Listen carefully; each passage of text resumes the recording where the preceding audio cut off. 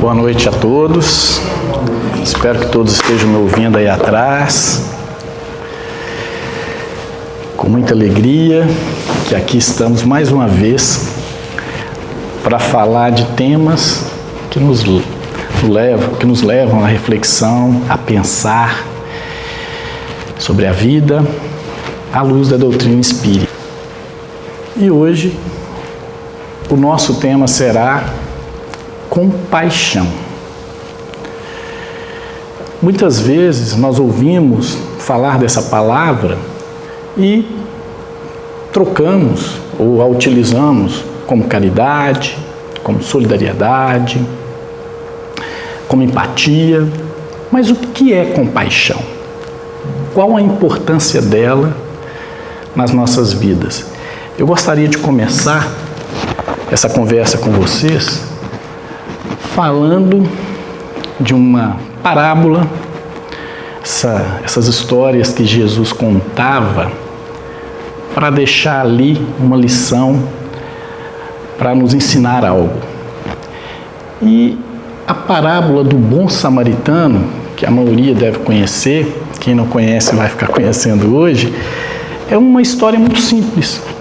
É a história de um homem que estava fazendo um trajeto entre Jerusalém e Jericó, duas cidades próximas, menos de 30 quilômetros. Esse homem ele foi assaltado, foi roubado, foi machucado e ficou ali na estrada, né, sem os seus bens e muito machucado, quase morto. Passou um sacerdote, olhou e não fez nada, até se afastou.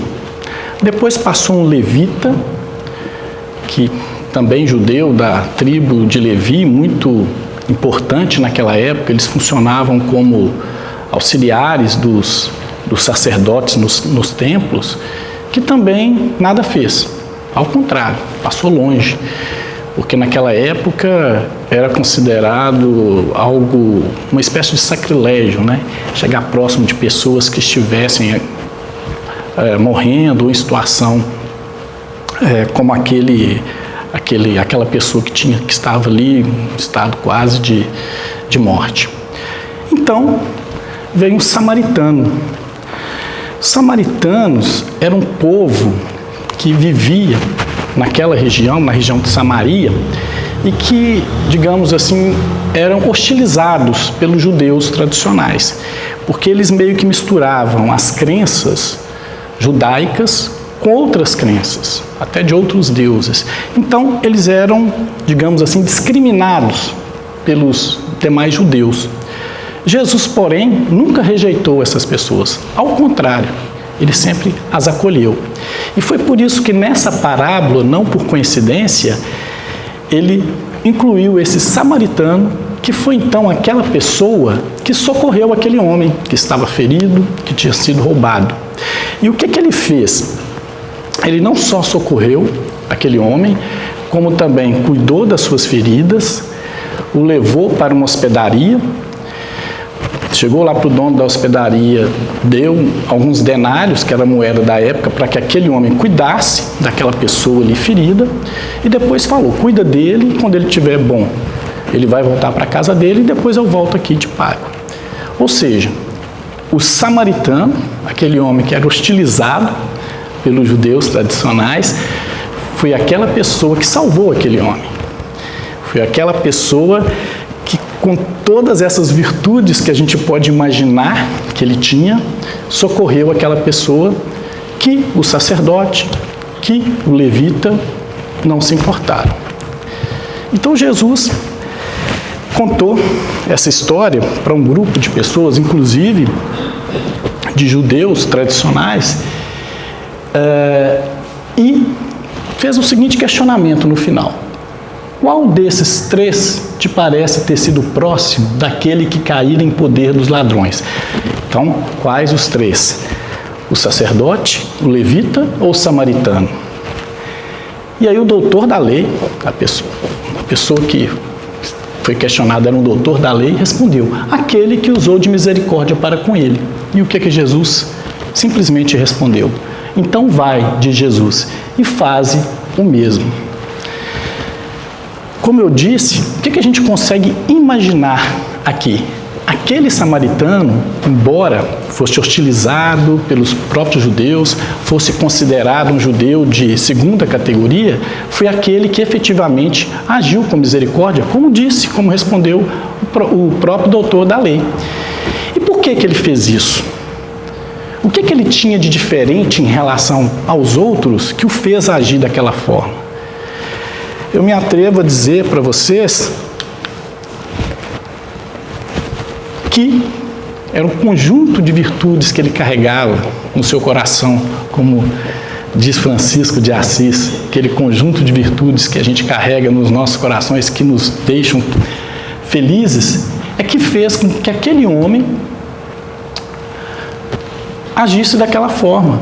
Virtude, aliás, é conceituado no Evangelho segundo o Espiritismo como o conjunto de todas as qualidades essenciais que constituem um homem de bem.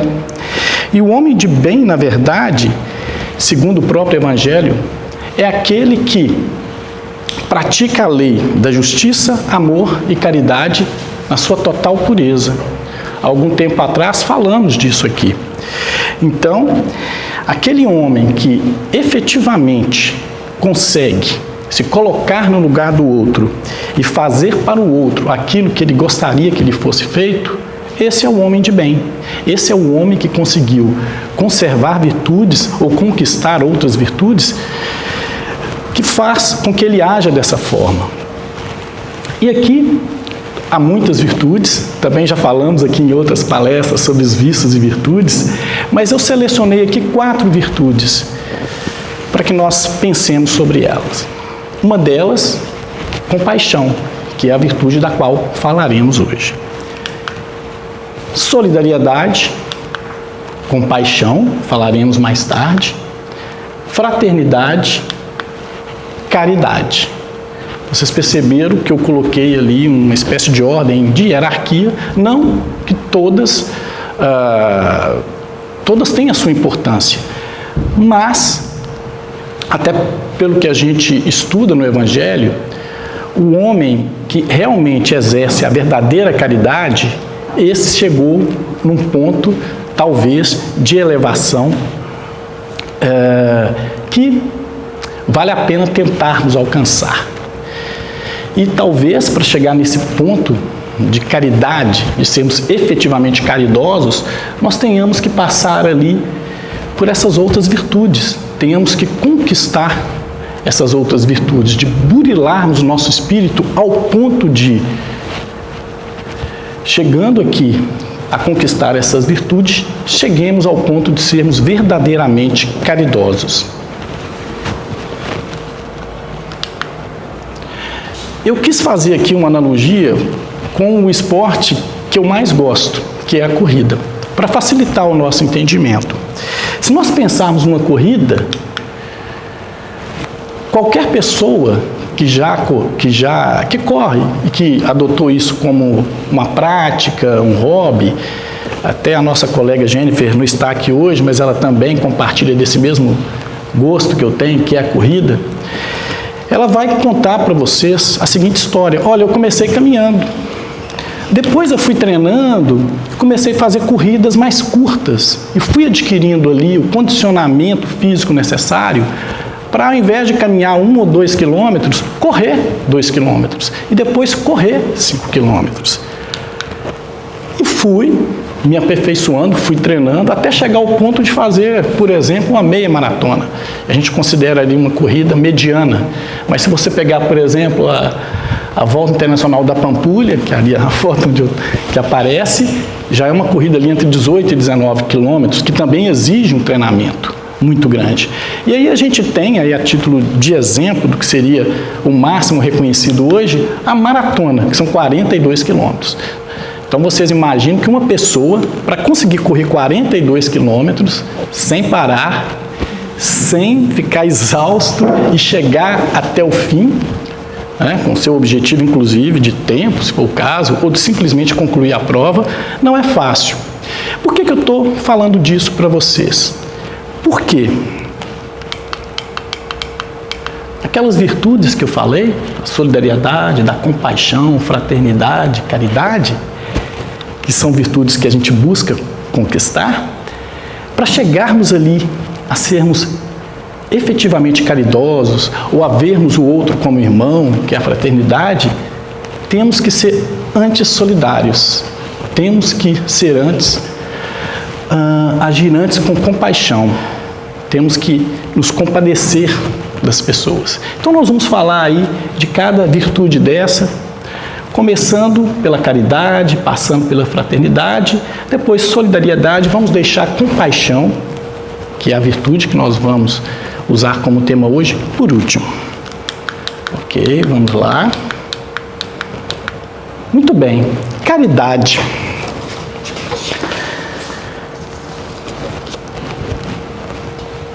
A caridade, ela é uma virtude cristã fundamental que move a vontade, a busca efetiva do bem de outrem e procura identificar-se com o amor de Deus.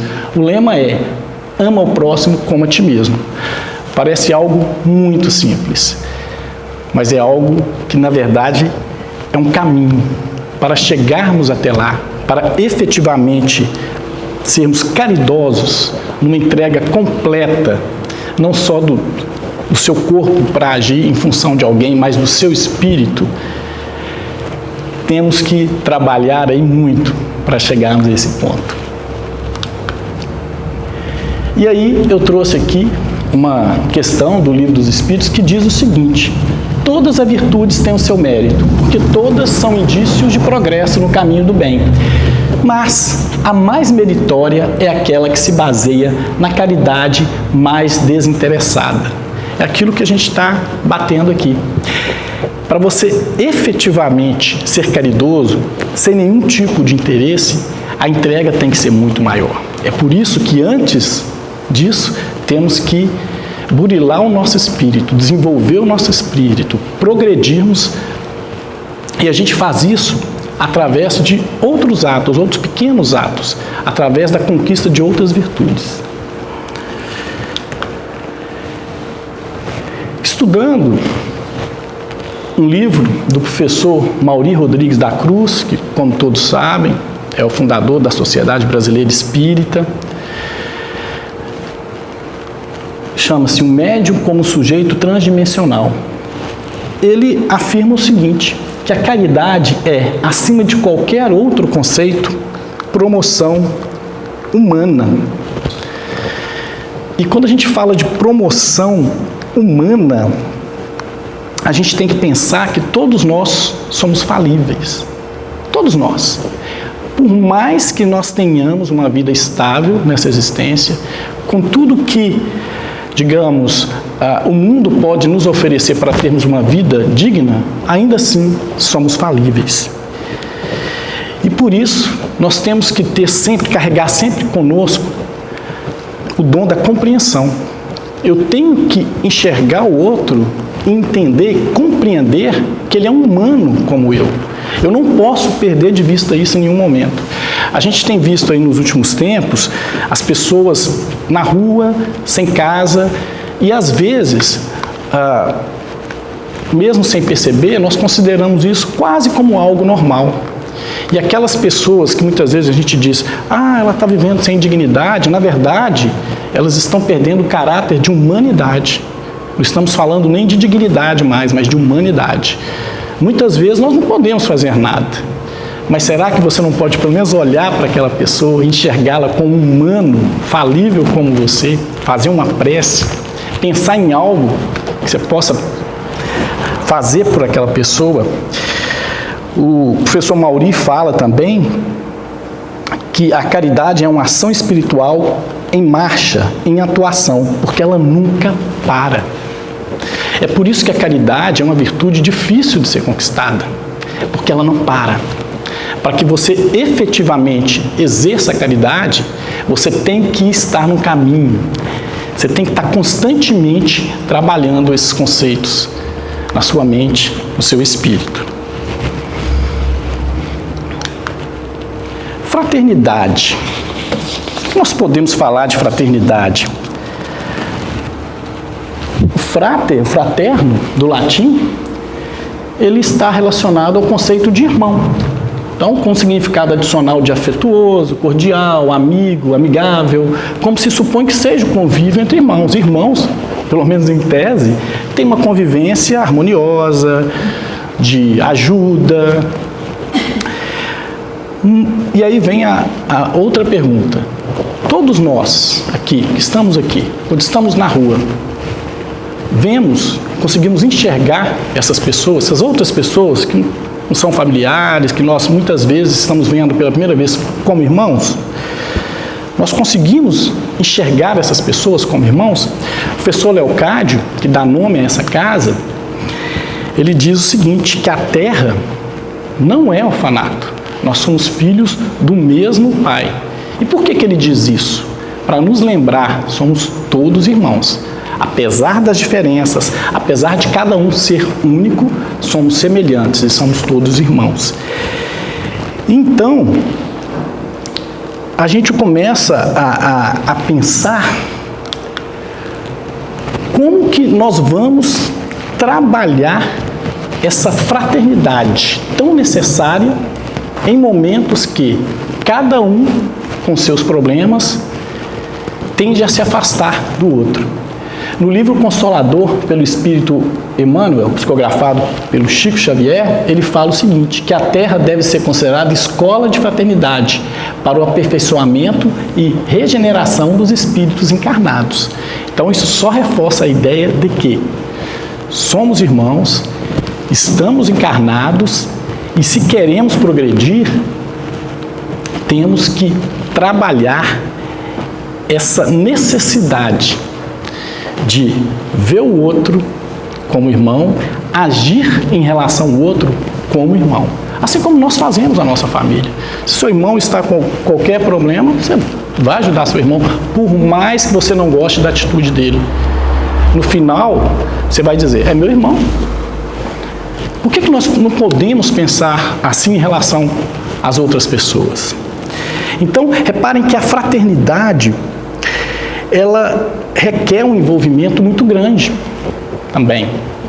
A caridade é um envolvimento ainda maior, mas a fraternidade também. Porque para a gente ter essa capacidade de reconhecer no outro um irmão e estendermos a mão para essa pessoa, tem que haver um envolvimento muito grande. Agora, nós vamos falar da solidariedade, que foi aquela primeira virtude que a gente viu, aquele primeiro passo. Vou deixar bem claro que esse fato não tira o valor dessa virtude, porque talvez ela seja um primeiro passo para que nós entendamos a necessidade que nós temos, enquanto espíritos encarnados, de fazer o bem. É o primeiro passo. Então, a solidariedade é a virtude que desperta o sentimento de simpatia, ternura ou piedade por uma pessoa ou um grupo de pessoas que estão passando por algum tipo de necessidade ou de dificuldade. Eu vou pegar aqui um exemplo que acabamos de viver, ou melhor, estamos vivendo, que é a pandemia. Os senhores devem ter notado que muitas pessoas que não tinham qualquer sensibilidade em relação a um problema que estivesse afetando um conjunto, passaram a se preocupar com isso. Por uma razão muito simples. Ele poderia ser o afetado. Eu me lembro que quando a pandemia estava no seu auge, nós vimos imagens em todos os lugares do mundo bem parecidas. Locais vazios, pessoas recolhidas, ou então, quando mostrávamos os hospitais, pessoas ali sofrendo, muitas morrendo. E mesmo aquelas pessoas que se julgavam mais saudáveis, com mais poder, sentiram medo. E mesmo essas pessoas, ainda que minimamente, ainda que só em pensamento, sem agir, foram solidárias àquele sentimento, a tudo aquilo que aquelas pessoas no mundo inteiro passavam. E a gente lembra que o Espiritismo ele pode contribuir para o progresso destruindo o materialismo, que é uma das chagas da sociedade. Ela faz os homens compreenderem onde está o seu verdadeiro interesse, Destruindo os preconceitos de seitas, de castas e de cor, ele ensina aos homens a grande solidariedade que deve uni-los como irmãos. Está lá na questão 799 do Livro dos Espíritos. Vejam se não foi exatamente isso que aconteceu nessa pandemia. Em algum momento, todos se sentiram, embora seres únicos, iguais. Todos perceberam que aquele vírus, aquela situação, poderia ceifar a vida dele ou de alguém que ele amava. E talvez esse seja realmente o primeiro passo. Essa solidariedade seja o primeiro passo. Para nós entendermos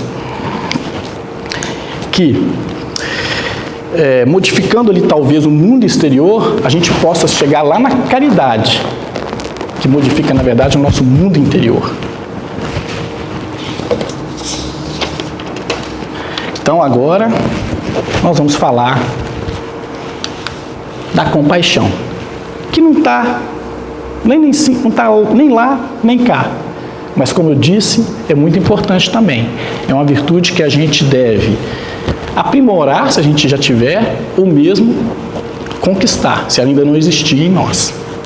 E aí eu fiz uma pesquisa para nós entendermos o que significa a palavra compaixão, o que os dicionários dizem, o que as pessoas em geral pensam sobre essa palavra. A palavra compaixão, ela vem do latim compassio, que tem como raiz compatio, formado pela junção de duas palavras, cum e partio. Vamos lá, o que significa isso?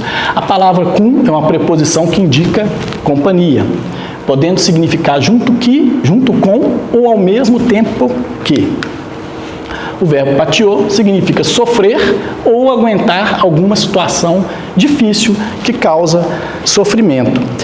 Então, resumindo, a gente pode dizer que compaixão literalmente significa sofrer junto com, pela própria origem dessa palavra. Sofrer junto com. Será que é isso mesmo? Eu me lembrei, quando estava fazendo essa pesquisa, de uma peça teatral que depois virou filme, creio que a maioria deve ter ouvido falar ou até assistido, do Alto da Compadecida. Em que consiste essa peça? Que foi até com ótimos atores, Fernanda Montenegro foi a Nossa Senhora, enfim, fez muito sucesso. Em que consiste essa peça? Ela é uma representação envolvendo Nossa Senhora, que se compadece dos sofrimentos dos humanos. Daí o nome Compadecida.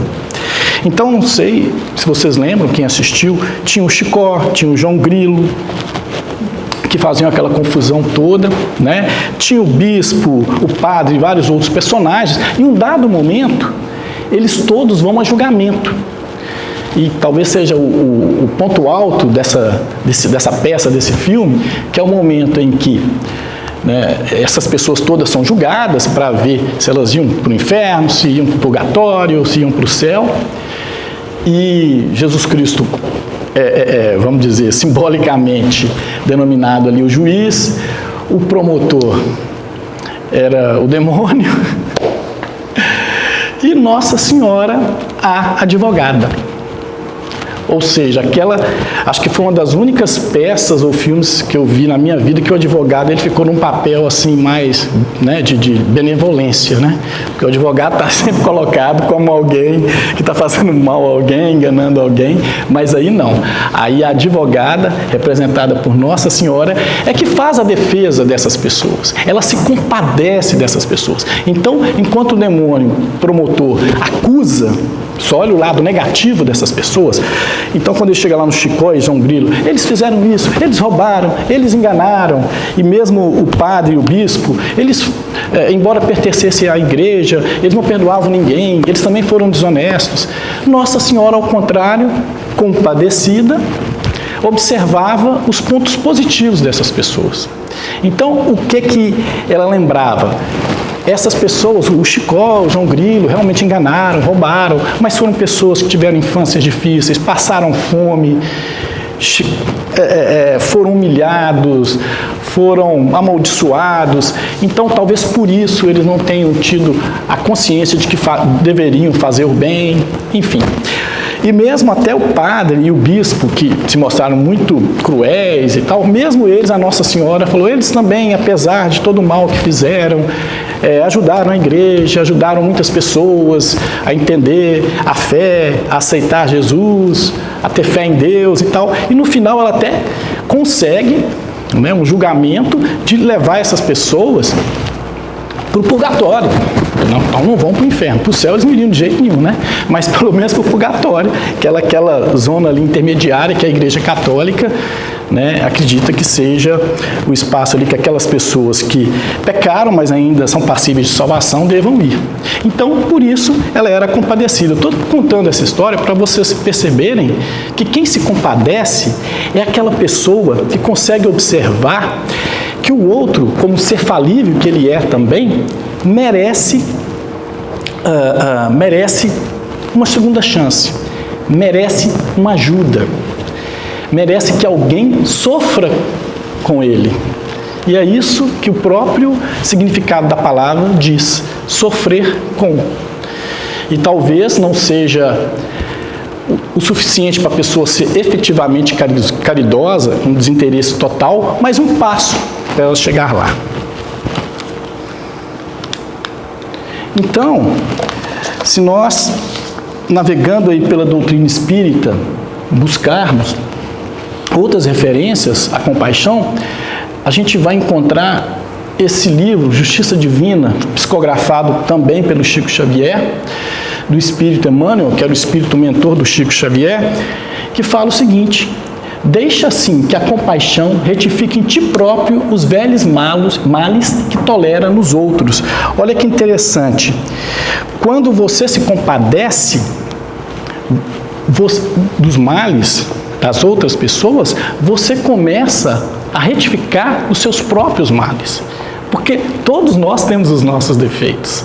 Então, quando você aceita e entende o mal do outro, você começa a se entender melhor. A entender que você também tem um lado negativo e que você também precisa melhorar. E vamos lá, em outra passagem desse livro. Compadeçamos-nos uns dos outros, a fim de que saibamos auxiliar. Então, para você ajudar, para você auxiliar, para você ser caridoso lá na frente, você tem que se compadecer. Você tem que sofrer com, que é o que diz literalmente a palavra compaixão. Então, diante do irmão caído pelo mal, você tem que tentar, se você achar que consegue, ensiná-lo a fazer o bem. E não simplesmente pensar o seguinte: já está perdido, está fazendo mal, merece sofrer mesmo. Porque certamente você não é totalmente bom. E aqui, no capítulo 59, a gente vê a seguinte passagem: a compaixão mostra o caminho da caridade, e sem caridade uns para com os outros não há segurança para ninguém, reforçando aquela ideia de que se eu quero efetivamente ser caridoso, eu tenho que me compadecer. A caridade passa pela compaixão.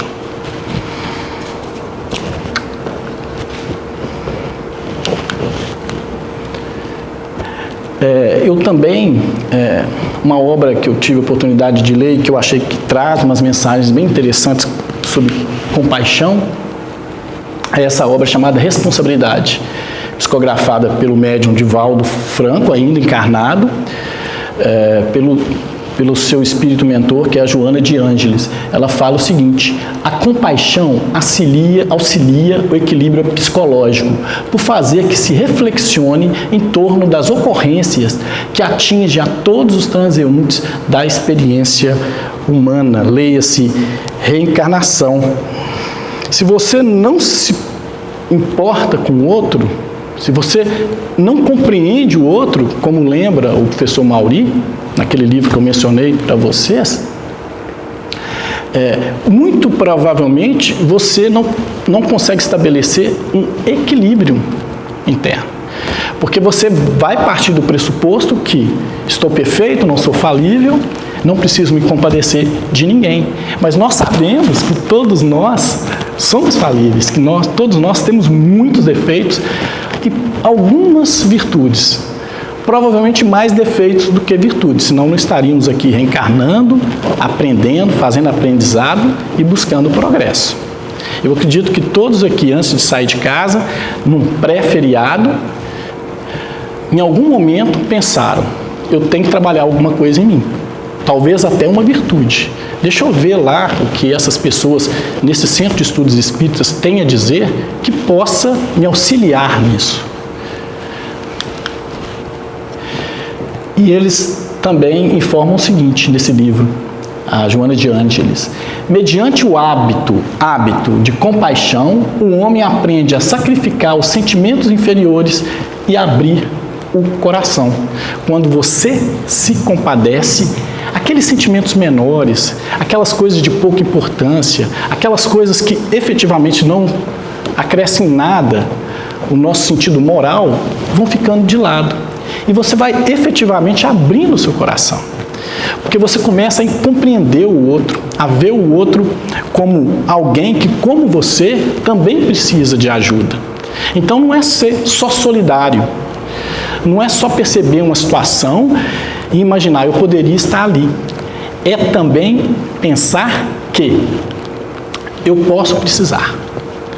E por isso mesmo vou abrir meu coração, como disse aqui a Joana de Ângeles. Vou deixar o meu espírito de prontidão para ajudar aquelas pessoas. Eu achei muito interessante também, em outra obra psicografada pelo nosso querido Chico Xavier, é o Jesus no Lar. Em algum momento dessa obra,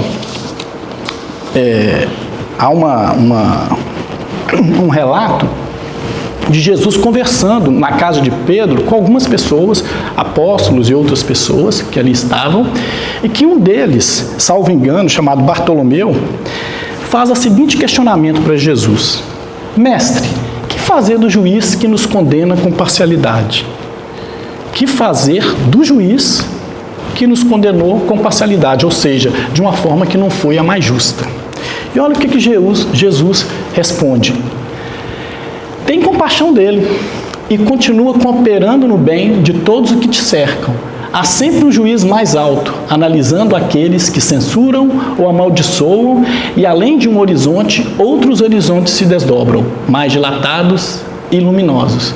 Olha que interessante, numa situação em que você supostamente foi injustiçado, ao invés de você reclamar ou até condenar mentalmente, ou pelo menos dentro das suas possibilidades, aquela pessoa, no caso um juiz, o que diz Jesus? Se compadeça dele, porque você sabe que há um juiz maior que vai te absolver daquilo, que vai corrigir essa distorção.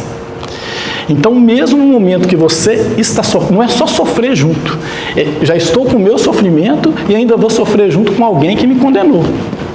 Então, essa é a lição que Jesus nos deixa. Agora, falando em Jesus, eu gostaria de finalizar essa conversa e deixar aí para vocês voltarem para casa pensando aí sobre esse tema, sobre essas virtudes, especialmente compaixão, da qual nós estamos falando hoje, o que eu considero o maior exemplo de compaixão. E eu penso que o maior exemplo de compaixão que eu consigo imaginar foi o de Jesus ao ser crucificado. Porque ali, vítima de uma justiça absoluta, após 3 anos de trabalho intenso, ele saiu de Nazaré com 30 e desencarnou com 33, crucificado lá em Jerusalém, ele foi crucificado. E no momento que ele olha para aquelas pessoas que ele via e entendia como irmãos, o que ele pede a Deus? O que ele pede ao Pai? Perdoa-lhes, pois eles não sabem o que fazem. Além de pedir o perdão, ele ainda justifica para o Pai. Eles não sabem o que fazem. Eu não consigo imaginar um exemplo maior de compaixão do que esse. Então, é isso. Obrigado pela paciência, obrigado por estarem aqui, e eu espero que esse tema sirva de reflexão aí para vocês. Obrigado e até a próxima.